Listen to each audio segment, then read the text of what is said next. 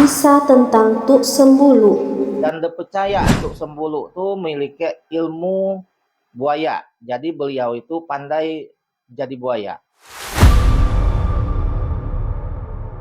Berkisah tentang cerita Bari di Pulau Belitung, memang banyak orang sakti di Pulau Belitung nok dipercaya dalam cerita-cerita kearifan lokal nok ada di Pulau Belitung. Macam nok kita tahu misalnya ada cerita Tuk Layang, ada cerita Tuk Kundo, ada juga nama cerita orang sakti bernama Tuk Sembulu. Nok cerita itu dari daerah Belitung Timur. Tepatnya daerah-daerah Limbongan, Lilangan, pasti banyak orang nok tahu kan cerita namanya Tuk Sembulu. Berkisah tentang cerita Tuk Sembulu ini memang tidak ada cerita itu nok spesifik tertuju kepada tahun berapa beliau itu hidup, tapi dalam kalangan masyarakat, Tuk Sembulu selalu dikenang dari orang-orang Belitung Timur. Jadi cerita Tuk Sembulu itu kini ceritanya. Jadi dulu di daerah Sungai Sembulu memang ada si Kok Kubok. Orang zaman dulu pun nyebut tempat kediaman tuh Kubok. Kubok itu dihuni dari Tuk Sembulu namanya. Jadi Tuk Sembulu ini adalah tokoh leluhur kita zaman dulu. Beliau ini orang baik. Jadi beliau itu ada hubungan nok baik ke masyarakat sekitar. Jadi adalah cerita beliau dekat kan namanya Tua Medang.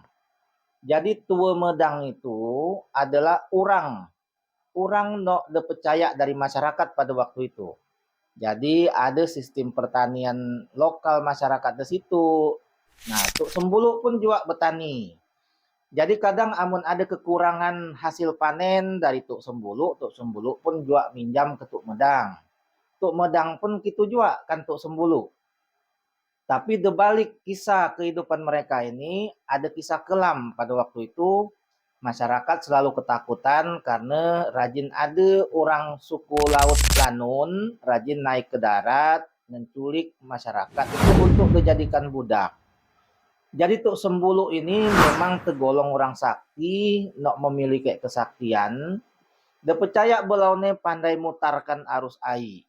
Jadi dalam kisah Tuk Sembulu ini beliau memang melawankan Lanun. Jadi beliau itu selalu merangek Lanun agar Lanun tidak naik ke darat, nyulik masyarakat bang kampung di seputaran tempat beliau itu diam. Jadi apabila ada Lanun nok masuk melalui Sungai Sembulu, beliau sesatkan cerita. Jadi beliau pandai mutarkan kapal itu tuh melalui arus air dan dipercaya Tuk Sembulu tuh memiliki ilmu buaya. Jadi beliau itu pandai jadi buaya. Jadi beliau masuk ke dalam air itu beliau mutarkan arus air.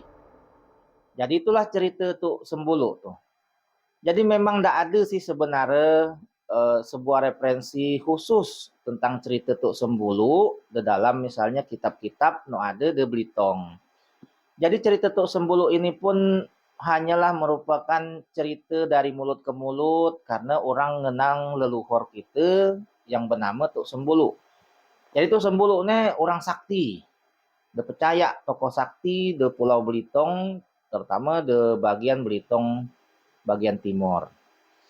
Jadi itulah cerita Tuk Sembulu. Beliau itu akhirnya bermakam di daerah Limbongan. Kalau aku tidak salah, itulah ceritanya.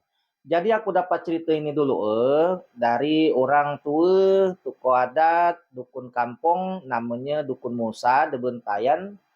Jadi aku rajin ke kebun belau berkelakar masalah itulah cerita-cerita rakyat di Pulau Belitung. Nak belau ketahui.